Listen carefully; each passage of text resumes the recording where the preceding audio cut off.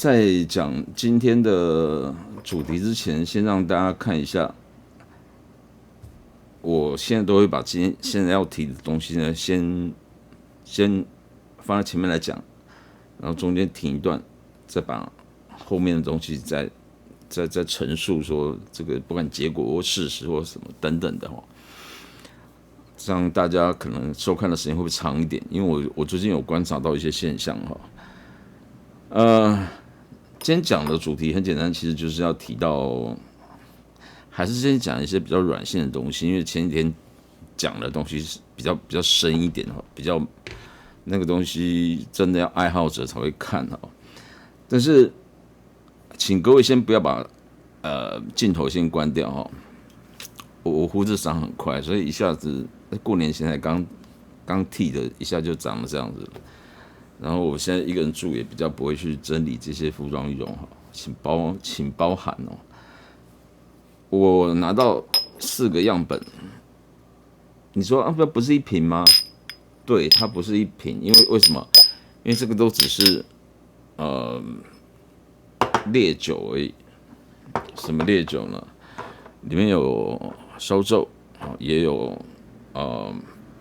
里面我觉得最特殊，它4瓶都很特殊了。另外这3瓶那有一点颜色的哈，各位一定要知道，有一点颜色的烈酒的话，这个是完全无色的，刚刚蒸馏的烈酒，不是刚刚蒸馏了，就是它蒸馏完之后没有入过桶子，这种就是有入过桶子。然后入过桶子的呢，基本上呢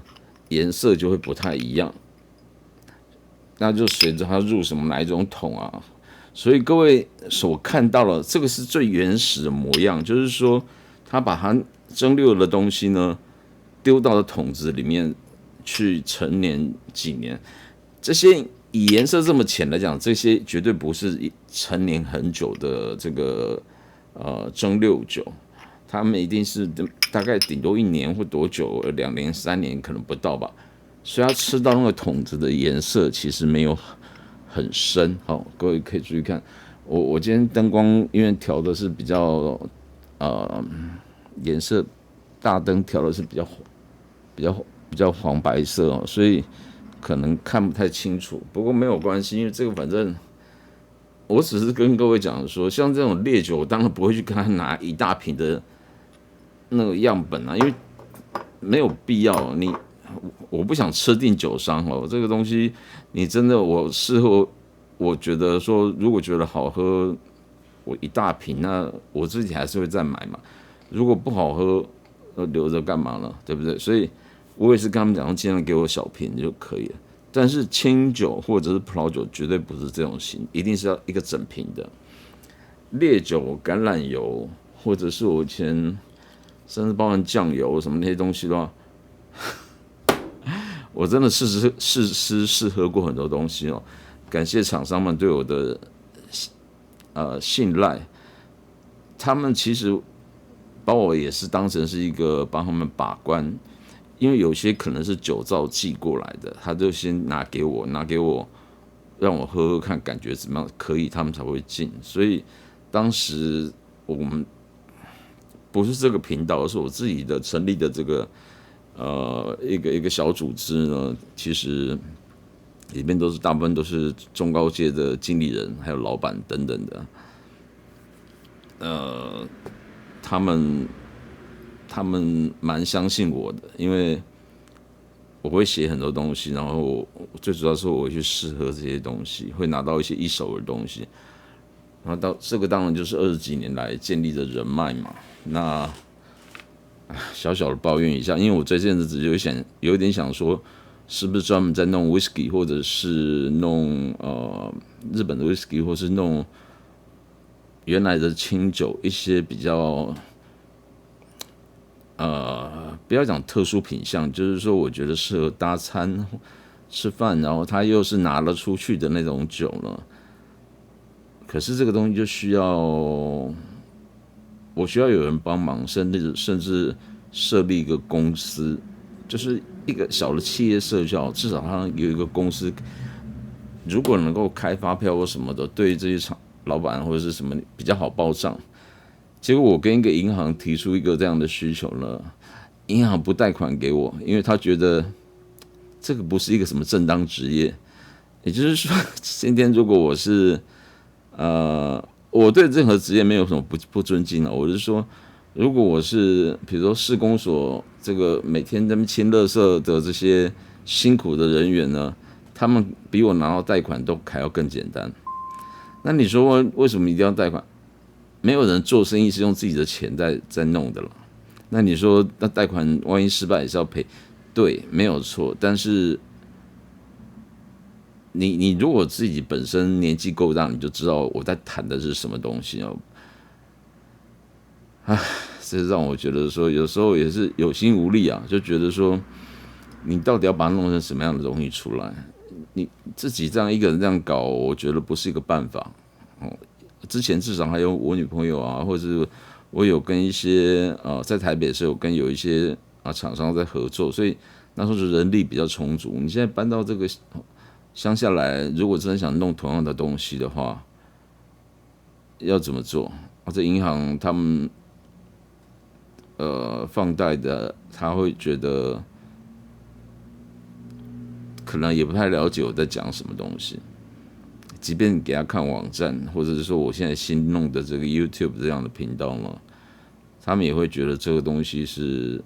没有前途的。其实如果有一笔钱去弄一些有的没有的，我又不是要弄一个餐厅或什么的，怎么可能会赚不到钱？你要付这个利息，怎么可能会没有怎么可能会拿不到呢？你有足够的资金的话，其实跟厂商在谈，包含进的一些比较特殊的酒，里面有一个很特殊的酒，大家可以看一下哈。很特殊的酒呢，可能就只有我们拿得到，或者少数的人拿得到。少数就是说，这厂商不会进，他会看各家的实力，各家的实力就包含了这个，我讲的进口商哈，他进来他会先看好哪些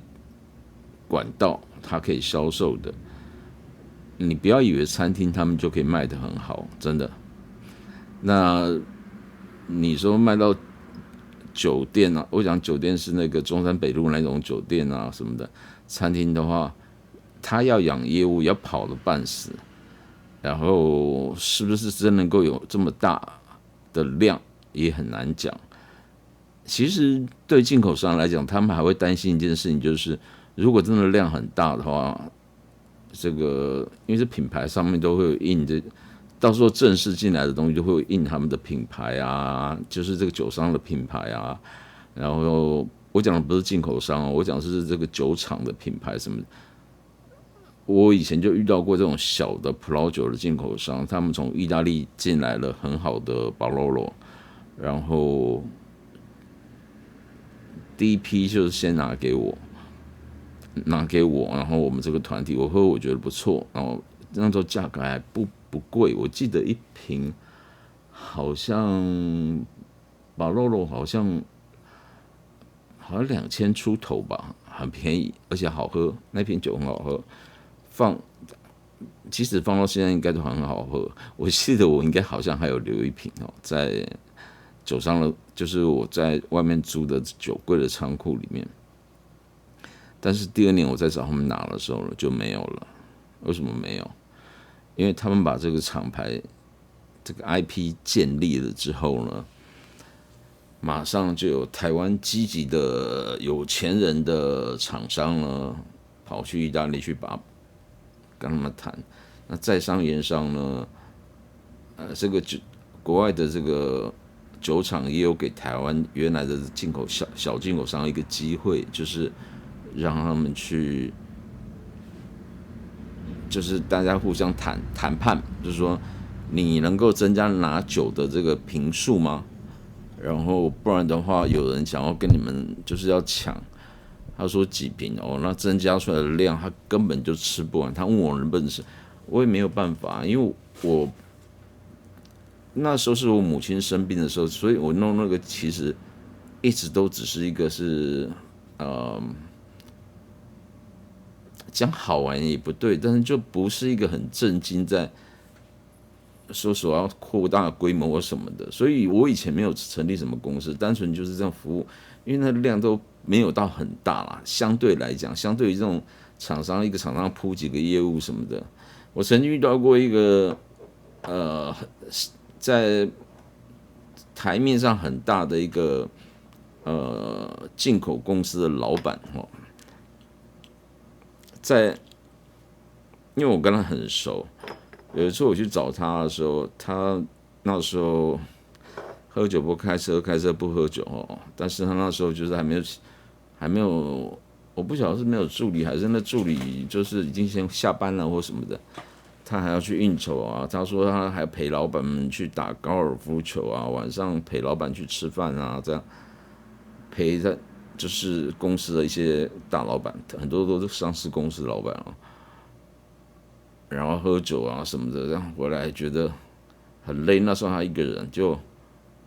年纪也大了啦，也稍微有一点年纪。结果看到我在等他，其实我在等他是要问他一些相关的酒的问题。结果他就好像突然崩溃了一样，他酒醉自己开车，你看，开车不喝酒啊，这是很多很多年以前的事情，大概至少有20年以前的事情了，所以我现在讲无所谓啊，因为这个现在去警察去找到他的血液里面那个所谓的 alcohol，我上次讲什么 alcohol 什么 concentration blood alcohol concentration BAC 应该也不达标了啦，应该是没有了。可是他当时那车门打开，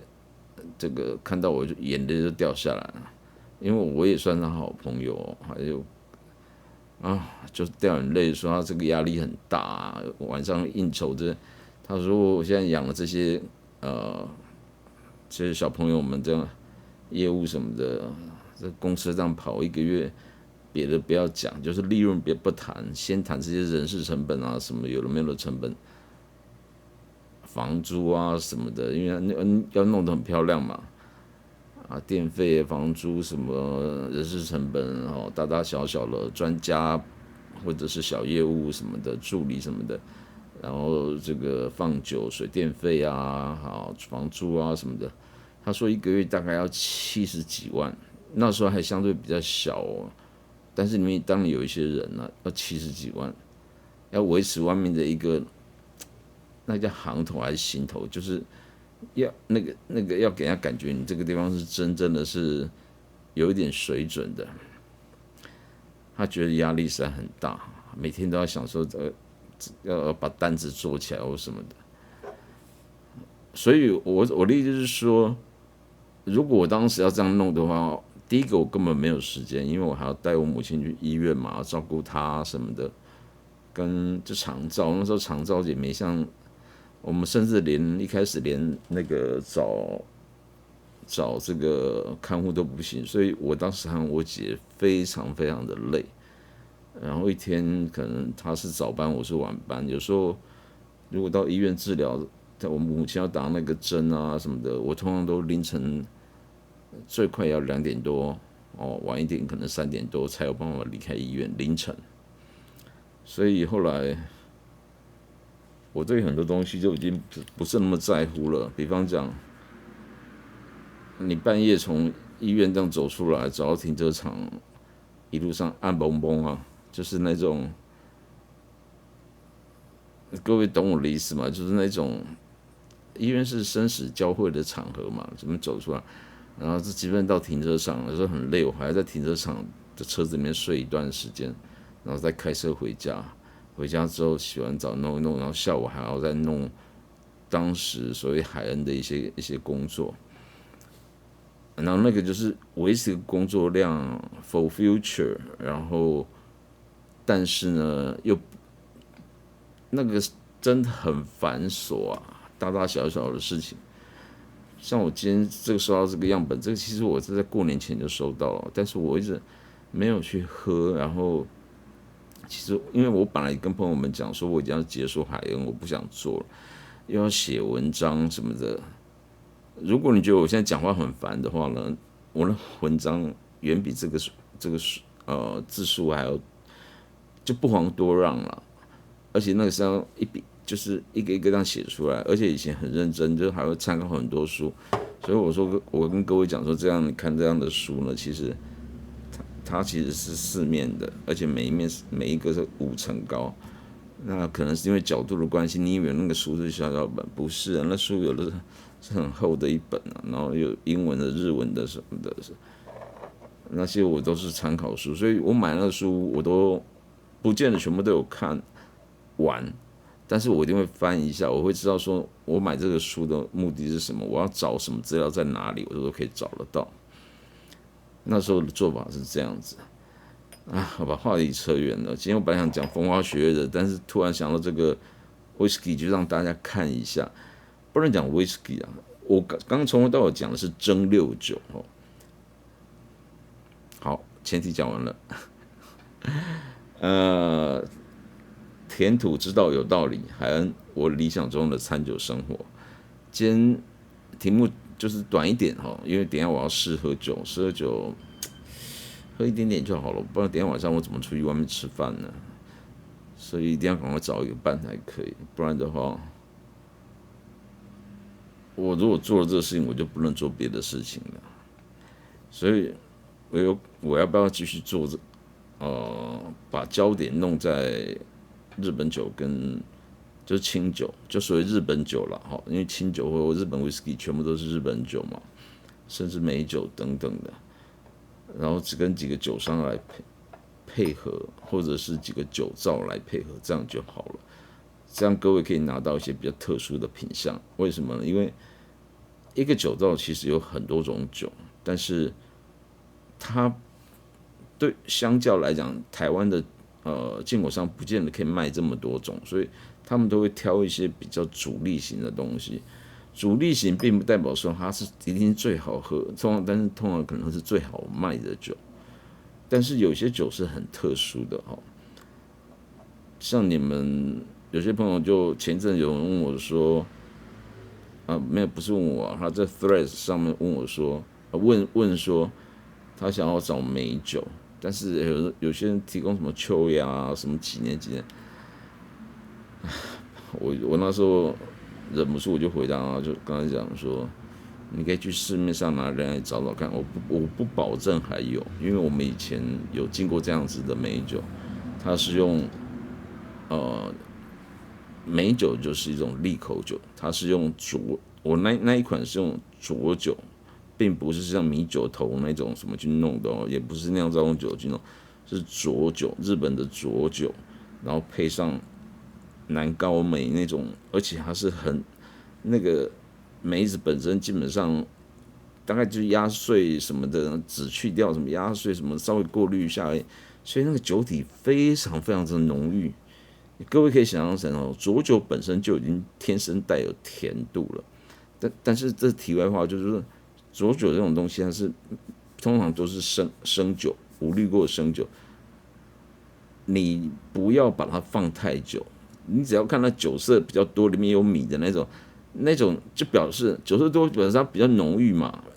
里面比较多东西，表示比较浓郁。但是换一个角度讲，它又没有杀菌，所以你放越久，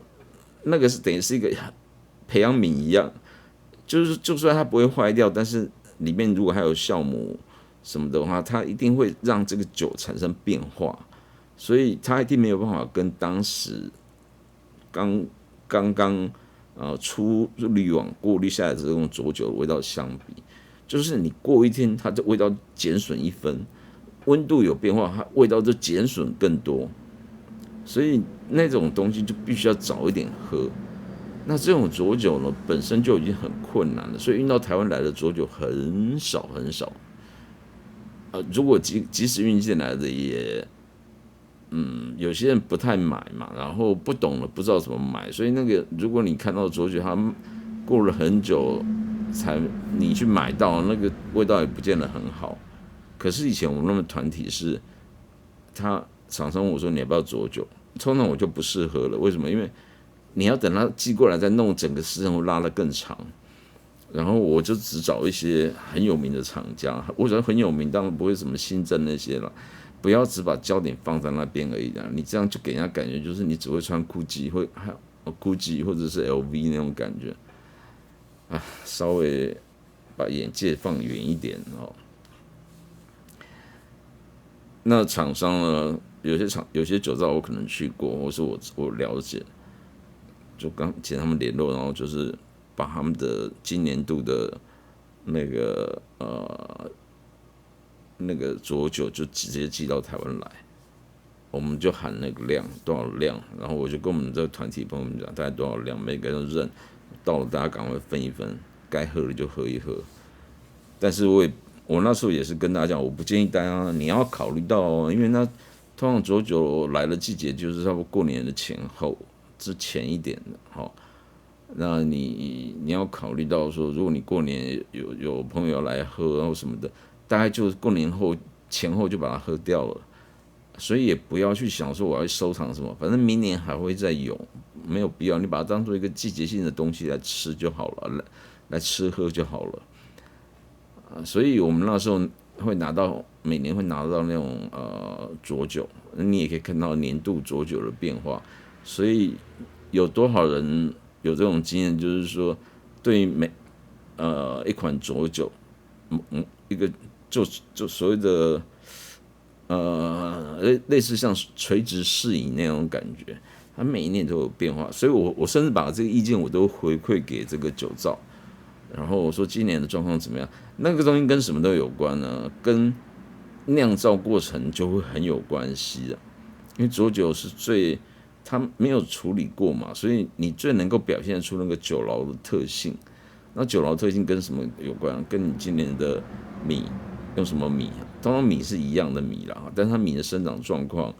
跟你的这个曲的制作的状况如何，还有你的当然老造这个部分也是会有影响到啊。然后你要往前推，包含你是洗净蒸啊，这过程中就说这个米的状况怎么样，然后随后做出来的这个曲菌加这个米呢做成曲，然后最后做成酒母，然后最后再做成这个清酒，就是酒牢，然后分成清酒跟浊酒。那我会把这个跟他们讲，他们自己就会了解。你说酒会不会有差？会有差。当你喝过这些每年不一样的状况之后，你就知道说，某一年的状况是比较好的。但是你知道又有什么用？没有用啊！我说没有用，不是说这些知识不好，而是说它是有用的。但是问题是，它没有办法应用在葡萄酒上面。它不是说，那你说我去年的很好，那佐酒那个或是我现在喝我觉得不错，那我就那酒厂我就多留几瓶什么，不行的那种东西，就是你把佐酒想象成就好像米汤一样，这样你怎么可能陈3年然后再来卖，那味道就不一样啦。所以即便你知道说哪一年比较好，那就是喝过就算了，就跟人生一样，过了就算了，因为你没有办法再回头啊，懂吗？没有办法再回头。这个我下次改名叫做海恩的我理想中的餐酒与人生，好，这样比较好，因为还有牵扯到一点哲学的东西。我最近也感触很多了，所以提到这个东西。好，回过头来讲哈，因为我既然是要喝这些东西，我今天本来想要讲的一个比较简单的东西呢，风花雪月的东西我就不谈了，因为也24分钟了。回过头来讲，我还没有喝，所以我不会讲这是酒瓶什么的。这4款酒我再给大家看一次，3款是这样子，好，这样子颜色，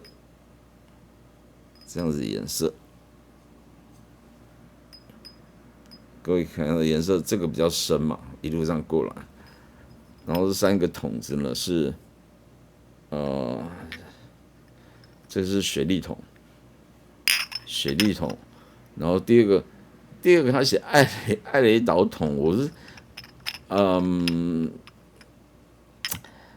讲艾雷岛，我没有听过所谓的艾雷岛桶啦，但是艾雷岛桶我知道他要讲的意思是什么。他就讲说，因为艾雷岛的酒味道比较浓郁嘛，那种属于海潮的味道比较浓郁嘛，所以风格会比较强一点，会有一点海潮味。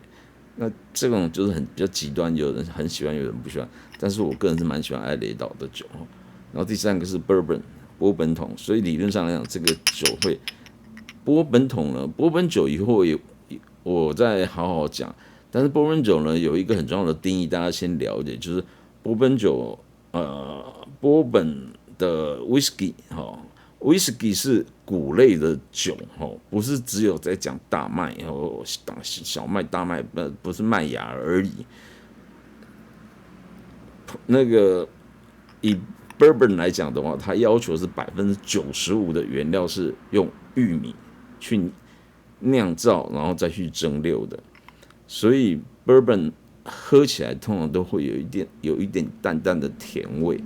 因为呢甜味是来自于玉米本身。各位只要想要跟那种黄玉米或什么，你吃都一定会有一点点甜味嘛，就是它储藏在这个玉米种子、玉米的不是种子，玉米这个就玉米籽里面这样。它里面就是本身天生就会有一点糖分在哦，所以不是只有单纯的那个淀粉而已，跟麦比较不一样。那 bourbon 的话，它既然要95%是一定要有玉米，所以它怎么做，然后再加上最后它的陈年的过程中呢，它的焦糖可能就来自于那个橡木桶的给它的味道，所以你看哦，你想到有焦糖味，又想到有这个玉米的风味的话呢，你会联想到什么？你可能就会联想到爆米花，对不对？焦糖爆米花那种类似像那种香气。当然 ，bourbon 没有那么甜，我只是说会有一点甜味，我并不是说它是甜酒。好，同样的雪莉酒有甜酒，不甜酒，通常会拿来用的，有可能是甜酒，有可能是不是甜酒的桶子。但是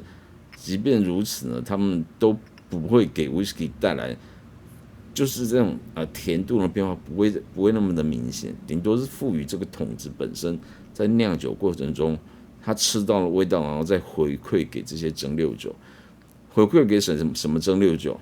回馈给最原始的蒸馏酒，就是一般你把这些原料酿造好之后呢，拿去蒸馏出来就是这样的颜色。这是什么颜色？这基本上就是白色无色。其实我如果不跟你讲，你以为是矿泉水，我不知道大家看得出来吗？就这样子，完全没有颜色哦，不是没有颜色啊，就透明的，白白的这样，白白的，这很明显啊，一看就知道。你看，对，两个颜色就差很多。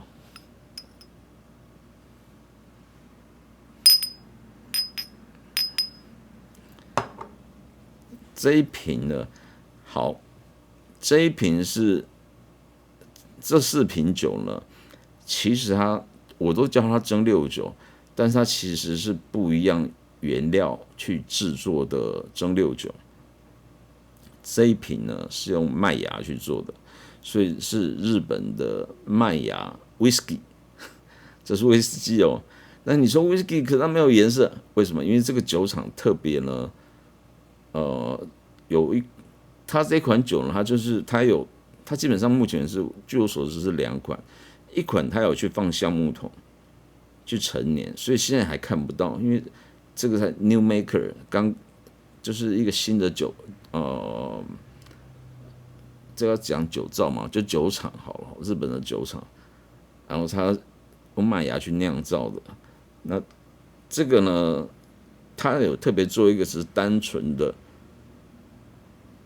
蒸馏完了之后，就应该不是放在玻璃瓶啊，它应该是放在那种什么不锈钢桶或者什么珐琅桶，类似像这样东西去，就是让它去陈年。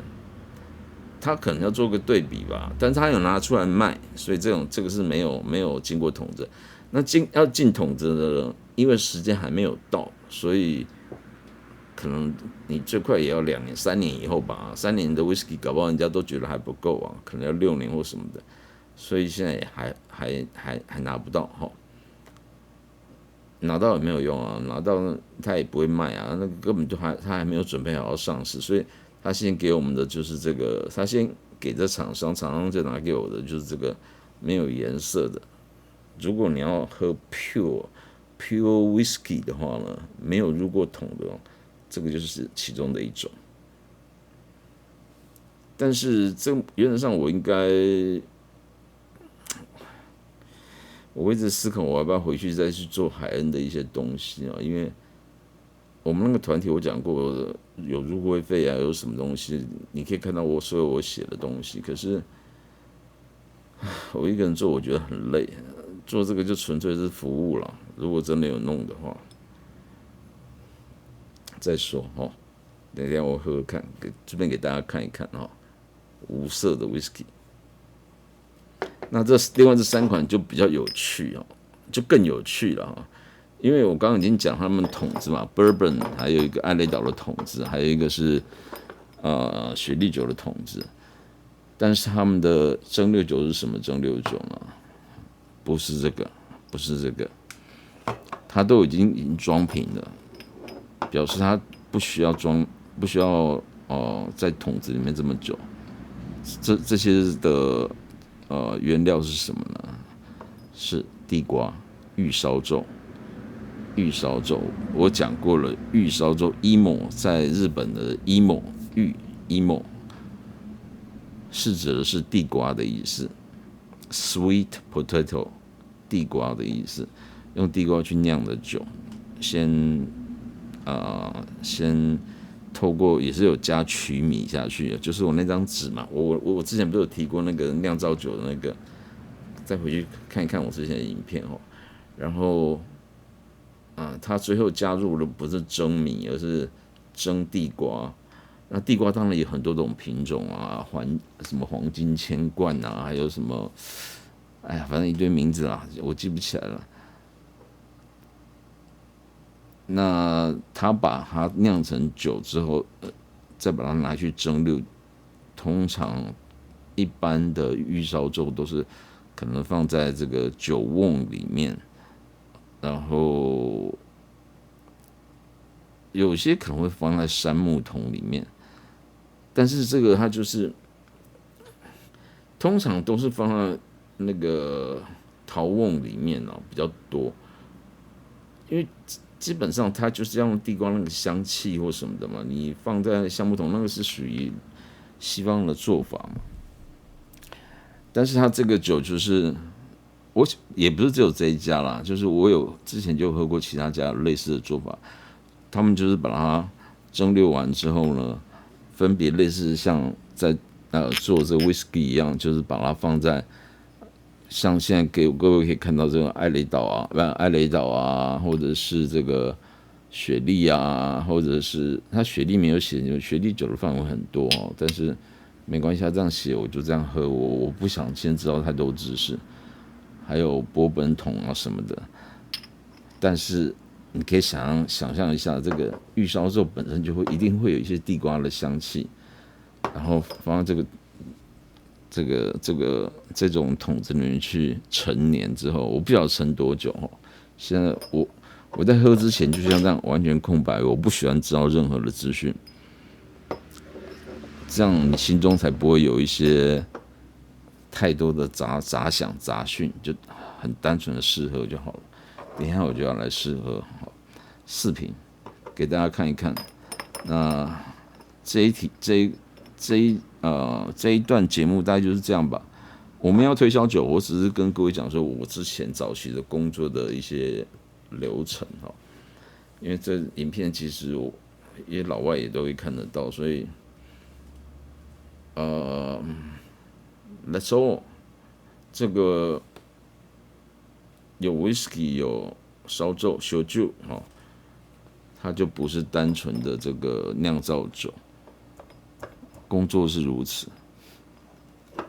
好，那这一期就讲到这里为止。本来想要讲风花雪月的东西，因为被这个东西给打乱了，所以先给大家看一看。就是这样子。这个工作有不有趣呢？以我年纪越来越大，头发都白了，就觉得没有那么有趣。是这样啊，还是要强调一次哦，就是未成年请勿饮酒，饮酒过量有害健康，酒后千万不要开车啊！记住啊，死小孩们，不要喝酒就开车啊！你不要以为自己很强啊！拜拜。填土之道，这也是填土之道嘛，哦，有道理。我理想中的餐酒生活，还有人生。拜拜。